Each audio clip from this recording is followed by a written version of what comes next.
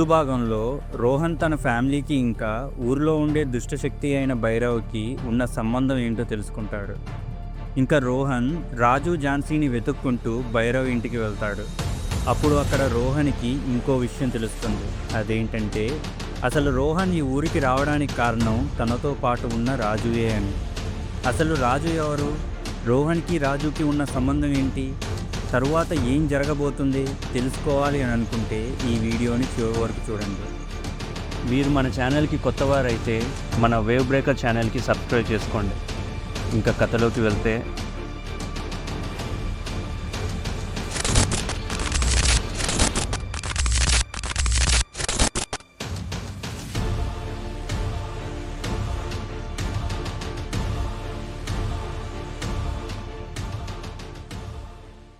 నేను వెంటనే రాజ్ని చూసి రాజ్ దగ్గరికి వెళ్ళి నీకేం కాలేదు కదా అని అడిగాను.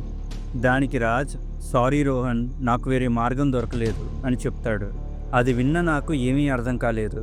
అసలు ఏం మాట్లాడుతున్నావు అని అడిగాను. దానికి రాజ్, నువ్వు ఇక్కడికి రావడానికి కారణం నేను మా నాన్న, ఇంకా నేను ఎవరో కాదు, ఈ భైరవకి మనవడిని, నువ్వు పనిచేస్తున్న టీవీ ఛానల్ మేనేజర్ కొడుకుని అని చెప్తాడు. అది విన్న నాకు మైండ్ బ్లాక్ అయింది. ఏం మాట్లాడుతున్నావు రాజ్ అని అడిగాను. దానికి రాజ్, ఆ రోజు భైరవని తన భార్యని ఊరి జనం అందరూ కలిసి చంపుతుంటే భైరవ కొడుకైన మా నాన్న ఇంటి వెనకాల నుండి తప్పించుకొని పారిపోతాడు. తరువాత పట్నంలో ఒంటరిగా గడుపుతాడు. అలా కొంతకాలం గడుస్తుంది. కష్టంతో మా నాన్న బిజినెస్ చేసి సక్సెస్ అవుతాడు. అంతా బాగుంది అని అనుకున్నప్పుడు కొన్ని రోజులకి మా నాన్నకి భైరవ రోజు కల్లోకి వచ్చి వేధించేవాడు. అప్పుడు మా నాన్న మీ కుటుంబాన్ని ట్రాక్ చేసి మీ మీద నిఘా పెట్టాడు. నువ్వు జన్మించగానే మీ నాన్నని చంపేసి భైరవని మొదటి బంధం అయిన తన ఇంట్లో నుంచి విడిపించాడు. ఇంకా భైరవికి సంపూర్ణ విడుదల కోసం నువ్వు కావాలి. భైరవని మొత్తం విడిపిస్తే నేను మా నాన్న ప్రశాంతంగా ఉండొచ్చు. రోహన్, దానికి నువ్వు నీ కుటుంబం అంతమైపోవాలి. అందుకే భైరవ ఆజ్ఞ మేరకు నీకు 25 సంవత్సరాలు వచ్చే వరకు వేచి చూసి మా నాన్న టీవీ ఛానల్ సాగుతో నిన్ను ఈ ఊరికి రప్పించాడు. అయితే నీ మీద నిఘా పెట్టడం కోసం నన్ను నీకు గైడ్గా ఏర్పాటు చేశాడు అని చెప్తాడు. అదంతా విన్న నేను నమ్మలేకపోయాను. అంటే మా అమ్మ నాన్నని చంపింది మీ నాన్ననా? అంటే మా మేనేజరా అని అడిగాను. దానికి రాజ్ దీనంగా అవును అని చెప్తాడు. అప్పుడు కోపంతో, నువ్వు నీ నాన్న బ్రతకడం కోసం ఎవరినైనా బలిస్తారా అని కోపంగా అడిగాను. దానికి రాజ్ నోరు మెదపకుండా అలా నుంచుండిపోతాడు. అప్పుడు భైరవ, ఓరి నా మనవడా, నువ్వు కూడా అచ్చం మీ నాన్నమ్మలాగే అందరినీ కాపాడడం కోసం చూస్తున్నావు. నాన్నమ్మ పోలికలు ఎటుపోతాయి అని వెటకారంగా చెప్తాడు. అప్పుడు నేను భైరవ వైపు చూస్తూ, నీ కుటుంబం చావడానికి కారణం ఈ ఊరి పెద్దలు ఇంకా రామయ్య. వాళ్ళు చెప్పింది గుడ్డిగా నమ్మి ఈ ఊరి జనాలు మీ మీద నిందలు మోపారు. వాళ్ళకి నిజం తెలియచేయాలి, కానీ వాళ్ళని చంపి నీ పగ సాధించుకొని ఏం చేస్తావు అని అడిగాను. దానికి భైరవ కోపంతో, ఆపరా, నీకేం తెలుసు నా కుటుంబం అనుభవించిన గాయాలు అని అరుస్తూ నా మీద అటాక్ చేయడానికి వస్తాడు. అప్పుడే సడన్గా ఒక్కసారిగా ఒక కార్ ఇంట్లోకి దూసుకు వస్తుంది. అది తీసుకువచ్చింది ఎవరో కాదు, మాయా. అది చూసి నేను, మాయా, నువ్వు ఇక్కడికి ఎందుకు వచ్చావు అని అడిగాను. అప్పుడు మాయా వెంటనే నన్ను తీసుకొని అక్కడి నుంచి పరిగెడుతుంది. అప్పుడు నేను, మాయా, నువ్వు ఎందుకు ఇక్కడికి వచ్చావు అని అడిగాను. ఇంకా నేను ఇక్కడి నుంచి బయటికి వెళ్ళలేను, ఇక్కడ ఏం జరుగుతుందో నీకు తెలీదు, నువ్వు ఇక్కడి నుంచి వెళ్ళిపో అని చెప్పా. దానికి మాయా, ఇక్కడ ఏం జరుగుతుందో నాకు బాగా తెలుసు, మీ తాతనే నన్ను ఇక్కడికి పంపాడు అని చెప్తుంది. ఏంటి, తాత పంపాడా? ఎందుకు అని అడిగాను. దానికి మాయా, భైరవని ఎదుర్కోవడానికి మీ నానమ్మైన ఇందిర ఆ రోజు చనిపోయే ముందు ఒక ఉపాయం వేసింది. అదేంటంటే ఆ రోజు భైరవని బంధించిన తరువాత చావు బ్రతుకుల్లో ఉన్న ఇందిర భవిష్యత్తులో భైరవని ఎదుర్కోవడం కోసం ఒక శక్తిని ఏర్పాటు చేసింది. అదేంటంటే తన గుర్తుగా తన పిల్లల దగ్గర ఉంచడానికి తన మెడలో ఉన్న లాకెట్లో తన శక్తిని పొందుపరుస్తుంది. ఇంకా దానితో పాటు ఆ రోజు శివయ్య భైరవని గజాని ఎదుర్కోవడానికి ఉపయోగించిన మంత్రించిన కర్రలో కూడా తన శక్తిని పొందుపరిచింది. ఈ లాకెట్ ఇంకా ఆ కర్ర భైరవని ఎదిరించడానికి భవిష్యత్తులో ఉపయోగపడుతుంది అని మాయా నాతో చెప్పింది. దానికి నేను, ఈ విషయాలన్నీ నీకు ఎలా తెలుసు అని అడిగాను. దానికి మాయా, ఈ విషయం ఈ ప్రపంచంలో కేవలం మీ తాతకి మాత్రమే తెలుసు, ఇప్పుడు నిన్ను కాపాడమని ఈ రహస్యాన్ని నీకు ఎలాగైనా తెలియచేయాలి అని నన్ను పంపించాడు. ఆ లాకెట్ ఇప్పుడు నీ మెడలోనే ఉంది. అదే నిన్ను భైరవ నుంచి కాపాడుతుంది అని చెప్తుంది. అప్పుడు నేను, మరి ఆ కర్ర ఎక్కడ ఉంది అని అడిగాను. దానికి మాయ, భైరవ ఇంటికి సౌత్లో ఒక శ్మశానం ఉంది, అక్కడ ఆ కర్రని ఉంచారు అని చెప్తుంది. దానికి నేను, మాయా, శశి పరిగెట్టుకుంటూ శ్మశానం దగ్గరికి వెళ్ళాము. కానీ అప్పటికి అక్కడికి రాజ్ వచ్చి ఆ కర్రని సొంతం చేసుకున్నాడు. అప్పుడు నేను, రాజ్, ఒక్కసారి ఆలోచించు. భైరవుని మనం ఆపలేకపోతే, ఒకవేళ భైరవకి సంపూర్ణ శక్తి లభిస్తే ఈ లోకం ఏమవుతుందో ఊహించుకో. నాకు తెలుసు భైరవకి చాలా అన్యాయం జరిగింది, కానీ భైరవ కోపంలో ఈ ఊరు మొత్తాన్ని సర్వనాశనం చేయడానికి ప్రయత్నిస్తున్నాడు. ఇంక ఈ ఊర్లో ప్రస్తుతం నివసిస్తున్న వాళ్ళు భైరవకి ఏం ద్రోహం చేయలేదు. భైరవుని దూషించిన వాళ్ళందరూ భైరవ చంపేశాడు. ఇప్పుడు బలైపోతున్న వాళ్ళందరూ అమాయకులు, వాళ్ళని కాపాడాలి అని చెప్తాడు. కానీ రాజ్కి ఏం చేయాలో అర్థం కాలేదు. అప్పుడే అక్కడికి వచ్చిన భైరవ రాజ్తో, నువ్వు నా నిజమైన వారసుడివిరా అని చెప్పి, ఇప్పుడు వాడి మెడలో ఉన్న ఆ లాకెట్ని కూడా తీసుకోరా అని చెప్తాడు. అప్పుడే రాజ్ సరే అని ముందుకి నడుస్తూ ఉంటాడు.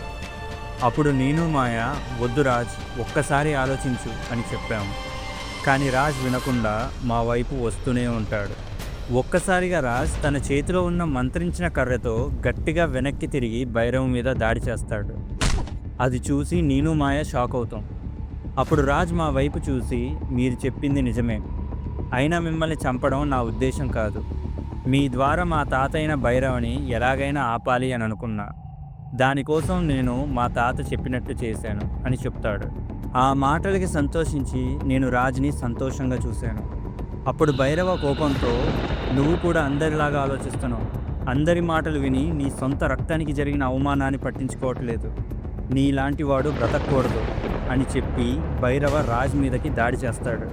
అప్పుడు రాజ్ వెంటనే తన చేతిలో ఉన్న కర్రని నా వైపు విసిరేశాడు. నేను వెంటనే ఆ కర్రతో భైరవ్ మీద దాడి చేశాను. మా దాడి భైరవ్ మీద ప్రభావం చూపిస్తుంది. ఎడాపెడా నేను, రాజ్ కలిసి భైరవ్ మీద దాడి చేస్తూనే ఉన్నాం. కానీ దానికోసం మేము చాలా శక్తిని ఉపయోగించాల్సి వస్తుంది. అలా ఏకధాటిగా నేను, రాజ్ కలిసి భైరవ్ మీద దాడి చేశాం. భైరవ్ కూడా మా మీద దాడి చేస్తూనే ఉన్నాడు. భైరవ కొట్టే ప్రతి దెబ్బ మాకు చాలా బలంగా తాగుతుంది. అప్పుడే భైరవ కోపంతో బలంగా రాజ్ మీద దాడి చేస్తాడు. దానివల్ల రాజ్ బాడీలో ఉన్న ఎముకలు విరిగిపోతాయి. విపరీతమైన నొప్పితో విలవిల్లాడిపోతూ కింద పడిపోతాడు. అప్పుడే రెప్పపాటు క్షణంలో భైరవ నా మీద దాడి చేసి నా కళ్ళల్లోకి చూస్తూ నవ్వుతూ బిగ్గరగా అరుస్తూ నా మెడలో ఉన్న లాకెట్ని తెంపుతాడు. నేను అంతా అయిపోయింది అని అనుకుంటూ ఎవరిని కాపాడలేకపోయాను అని సిగ్గుతో కుమిలిపోయాను. అప్పుడే ఆ శక్తి భైరవని ఎదిరిస్తుంది. వెంటనే భైరవ నేను కింద పడిపోతాం. ఇంకా లాకెట్లో నుంచి ఏదో పెద్ద శక్తి బయటకు వస్తుంది. ఆ శక్తి ఎవరిదో కాదు, 60 సంవత్సరాల క్రితం భైరవని ఎదిరించిన మా నానమ్మ ఇందిరాది. మా నానమ్మ శక్తి మా నానమ్మ రూపంలో నా ముందు ప్రత్యక్షమై నా ముందు నిల్చొని ఉంది. అప్పుడు మా నానమ్మ నన్ను చూసి, నువ్వు చాలా గొప్పవాడివిరా, మీ తాత నిన్ను అచ్చం నాలాగే పెంచాడు అని చెప్తుంది. దానికి ఆశ్చర్యంగా చూస్తూ ఉన్నాను. అప్పుడు భైరవ కోపంతో మా నానమ్మని చూస్తూ, నీ వల్లే నా తమ్ముడికి ఎల్లకాలం మోక్షం లేకుండా, మనశ్శాంతి లేకుండా అంతమైపోయాడు. ఇంకా నీ కారణంగానే నా కుటుంబం మీద లేనిపోని నిందలు వచ్చాయి. నీ కారణంగానే నా భార్యని వేసలా గుర్తుపెట్టుకుంది ఈ లోకం అని కోపంగా అరుస్తాడు. దానికి మా నానమ్మ, అన్న, అసలు ఆ రోజు అలా జరుగుతుంది అని అనుకోలేదు. నేను నీకు సహాయం చేద్దామని అనుకుని రామయ్యని బంధించి ఊరి ముందు నిజం చెప్పిద్దామని అనుకున్నా. కానీ రామయ్య లేనిపోని చెప్పి ఇలా చేశాడు. ఇంకా గజాన్నయ్య మీద మంత్రప్రయోగం చేయకూడదు అని అనుకున్నా. కానీ తప్పనిసరి పరిస్థితిలో నాకు తెలియకుండానే దాడి చేశా అని చెప్తుంది. దానికి భైరవ అవేమీ పట్టించుకోకుండా మా నాన్నమ్మ మీద దాడి చేయడానికి వస్తాడు. అలా వాళ్ళిద్దరూ మంత్రయుద్ధానికి దిగుతారు. వాళ్ళ దాడికి ప్రకృతి కూడా కంపించింది. నల్లని మేఘాలు కమ్ముకున్నాయి, ఈదురుగాలులు వీస్తున్నాయి. ఇద్దరు సరిసమానంగా కొట్టుకుంటూ ఉన్నారు. నేను ఏదో ఒకటి చెయ్యాలి అని అనుకొని ఆ శక్తులు ఉన్న కర్రని పట్టుకొని సరైన సమయం కోసం ఎదురు చూస్తూ ఉన్నాను. అప్పుడే భైరవ్ మీద నానమ్మ బలమైన మంత్రశక్తిని ప్రయోగిస్తుంది. ఆ శక్తిని తట్టుకోలేక భైరవ నేల మీద పడిపోతాడు.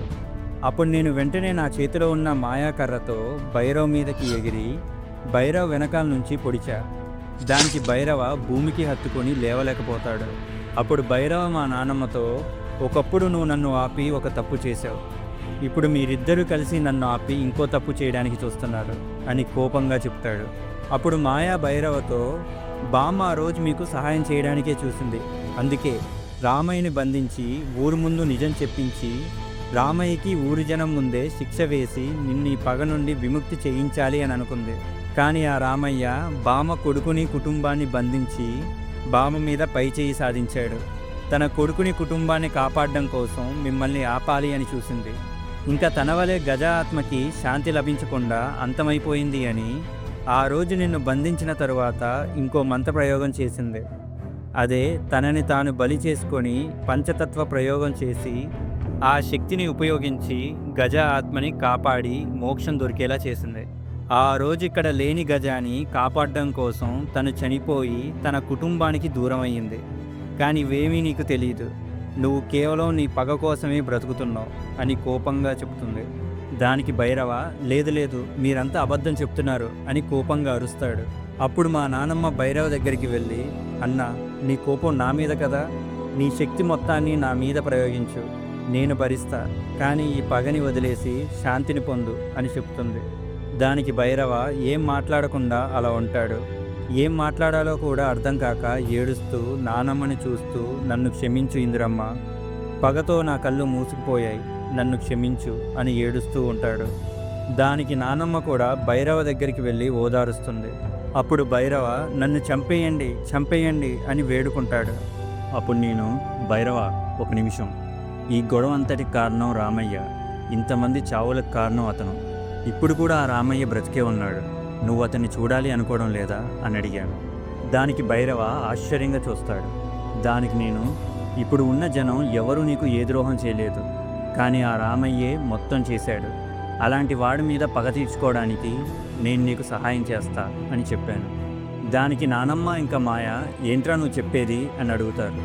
అప్పుడు నేను, అవును, మనం ఇప్పుడు ఏం చేసినా భైరవకి న్యాయం చేయలేము, ఇంకా ఎప్పుడో 60 ఏళ్ల క్రితం జరిగిన హత్యలకు సాక్ష్యాలు చూపించి రామయ్యని నేరస్తుడిగా కోర్టులో నిలబెట్టలేము. రామయ్య చేసిన తప్పుకి శిక్ష పడాలి, అది భైరవ చేతుల మీదుగా పడాలి అని చెప్పాను. దానికి అందరూ ఏం మాట్లాడకుండా ఉండిపోతారు. నేను లాకెట్ని ఇంకా మంత్రించిన కర్రని భైరవ్ ముందు పెట్టాను. అప్పుడే అక్కడికి జానకి కూడా వస్తుంది. జానకి తన చిన్ననాటి స్నేహితురాలైన మా నాన్నమ్మని చూసి సంతోషిస్తుంది. ఇంకా భైరవ్ని కలిసి క్షమాపణ చెప్తుంది. దానికి భైరవ్ కూడా సంతోషించి, రామయ్య దగ్గరికి ఎలా వెళ్ళాలి, నేను రామయ్య దగ్గరికి వెళ్ళాలి అంటే ఈ ఊరు చుట్టూ ఉన్న రక్షని నిర్వీర్యం చెయ్యాలి, అది కేవలం నీ చావుతోనే సాధ్యం అవుతుంది అని చెప్తాడు.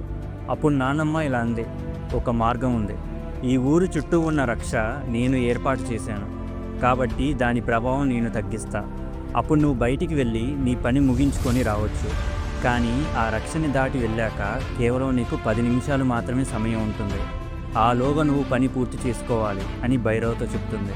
దానికి భైరవ, సరే, మీ అందరూ నన్ను క్షమించండి అని ప్రతి ఒక్కరిని కలిసి క్షమాపణలు చెప్తాడు.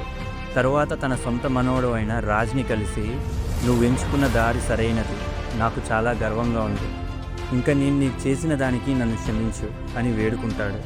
దానికి రాజ్, థ్యాంక్ యూ తాతయ్య, మీతో ఇలా మాట్లాడే అవకాశం నాకు వచ్చినందుకు చాలా సంతోషిస్తున్నాను అని చెప్తాడు. ఇంకా భైరవ రామయ్య దగ్గరికి వెళ్ళడానికి సిద్ధమవుతాడు. ఇందిర ఊరు చుట్టూ ఉన్న రక్షని నిర్వీర్యం చేస్తుంది. వెంటనే భైరవ మాయమైపోయి రామయ్య ముందు ప్రత్యక్షమవుతాడు. రామయ్య కుటుంబానికి దూరం అయ్యి కాలు చేతులు పనిచేయకుండా ఒక జీవోత్సవంలో పడి ఉన్నాడు. రామయ్య భైరవ ఆత్మని గుర్తుపడతాడు, కానీ తను నోరు మెదిపి మాట్లాడే స్టేజ్లో కూడా లేడు. అది చూసి భైరవ ఏ జన్మలో చేసిన పాపాలు ఆ జన్మలోనే అనుభవించాలి అని చెప్పి రామయ్యకి తగిన శాస్తి జరిగింది అని అనుకొని అక్కడి నుంచి వెళ్ళిపోతాడు. రామయ్య బాధతో అరుస్తూ ఉంటాడు. ఊర్లో అందరూ భైరవ రాక కోసం ఎదురు చూస్తూ ఉంటారు. సమయం గడుస్తుంది. అప్పుడు రాజ్, భైరవ తిరిగి రాడు అని చెప్తాడు. దానికి అందరూ షాక్ అయ్యాము. ఎందుకు అని అడిగాము. దానికి రాజ్, మా తాత కలవాల్సిన వ్యక్తుల్లో 2 బయట ఉన్నారు, ఒకరు మా నాన్న అని చెప్తాడు. భైరవ వెంటనే రాజ్ వాళ్ళ నాన్న అలియాస్ రోహన్, ఇంకా అతను మాయా పనిచేస్తున్న టీవీ ఛానల్ మేనేజర్, అతని ముందు ప్రత్యక్షమై తన కొడుక్కి క్షమాపణ చెప్పి తనతో సమయం గడుపుతాడు. ఇంకా నేను ఆ ఇంకో వ్యక్తి ఎవరు అని అడిగాను. దానికి రాజ్ మీ తాత శివయ్య అని చెప్తాడు. అప్పుడు భైరవ శివయ్య దగ్గరికి వెళ్ళి నన్ను క్షమించు బావా, నా పగ కోసం మీ కుటుంబం మొత్తాన్ని చెల్లాచెదురు చేశాను అని చెప్తాడు. దానికి శివయ్య ఏడుస్తూ తన బావని చూసినందుకు సంతోషించి బావా నన్ను కూడా క్షమించు, ఆ రోజు మీకు అన్యాయం జరుగుతుంటే మేమేమీ చేయలేకపోయాం అని చెప్తాడు. అలా ఇద్దరు కొద్దిసేపు మాట్లాడుకుంటారు. అప్పుడు నేను నానమ్మ దగ్గరికి వెళ్ళి నానమ్మ మిమ్మల్ని కలిసినందుకు చాలా సంతోషం అని ఏడుస్తూ చెప్పాను. దానికి నానమ్మ నీలో నాకు మీ తాత మీ నాన్న కనిపిస్తున్నారు, అందరినీ కాపాడడం కోసం నువ్వు ఇంత కష్టపడటం చూసి నాకు గర్వంగా ఉంది అని చెప్తుంది. అప్పుడు మాయ బామ్మ నా పేరు మాయ, నేను చిన్నప్పటి నుంచి రోహన్ ఇంటి పక్కనే పెరిగాను, రోహన్ని పెళ్లి చేసుకోవడానికి మీ పర్మిషన్ కావాలి, తాత ఆల్రెడీ పర్మిషన్ ఇచ్చాడు, మీరు కూడా పర్మిషన్ ఇస్తే హ్యాపీ అని చెప్తుంది. దానికి నానమ్మ చిన్నగా ఒక నవ్వు నవ్వి నన్ను మాయాని దీర్ఘాయుష్మాన్ భవ అని దీవిస్తుంది. ఇంకా నేను నానమ్మ మీకు కూడా ఎక్కువ సమయం లేదనుకుంటా, మీరు కూడా ఒకసారి వెళ్ళి తాతని కలవండి అని చెప్పాను. దానికి బామ్మ సరే అని చెప్పి అక్కడి నుండి తాత దగ్గరికి వెళ్తుంది. అప్పుడు తాత ఇంకా నానమ్మ చివరిసారి కలుసుకుంటారు. ఇంకా భైరవ కూడా తన కొడుకుతో చివరి క్షణాలు గడుపుతాడు. అలా కొద్దిసేపు గడిచాక నానమ్మ ఇంకా భైరవ ఆత్మలు అనంతలోకాలకి వెళ్ళిపోతాయి. అలా ఈ అన్నా చెల్లెల కథ ముగిసింది. అది జరిగిన కొద్దిసేపటికి జానకి బామ్మ కూడా ఆనందంగా కళ్ళు మూస్తుంది. ఇంకా శశి రాజుకి కట్లు కడుతుంది. ఊరి జనం రాజ్కి అత్యవసర చికిత్స అందించారు. ఇంకా కుందాల గ్రామ ప్రజలు నేను రాజ్ మాయా చేసిన పనికి సంతోషం వ్యక్తం చేశారు. కొన్ని రోజుల తర్వాత అందరం బయలుదేరి సిటీకి వచ్చాం. అక్కడ మా తాత శివయ్యకి జరిగింది మొత్తం చెప్పాం. ఇంకా మా మేనేజర్ మా అమ్మా నాన్నలను చంపినందుకు మా తాత కాళ్ళ మీద పడి క్షమాపణ చెప్తాడు. తరువాత మా మేనేజర్ పోలీసులకు చేసిన నేరం ఒప్పుకొని లొంగిపోతాడు. ఇంకా మా మేనేజర్ పోలీసులకి లొంగిపోయే ముందు ఈ వేవ్ ఛానల్ బాధ్యతలు మాయాకి అప్పగించి క్షమించమని అడుగుతాడు. అలా మాయా వేవ్ ఛానల్ని టేకప్ చేసింది. తనకి తోడుగా నేను రాజు ఉన్నాం. ఆ తర్వాత కొన్ని రోజులకి నేను మాయ వివాహం చేసుకున్నాం, అది కూడా కుందాల గ్రామంలోనే. ఇది మా కథ. మీకు గనక ఈ వీడియో నచ్చినట్లయితే లైక్ చేసి షేర్ చేసి కామెంట్ చేయండి. ఇలాంటి మరిన్ని ఇంట్రెస్టింగ్ వీడియోస్ కోసం మా ఛానల్ని సబ్స్క్రైబ్ చేసుకోండి.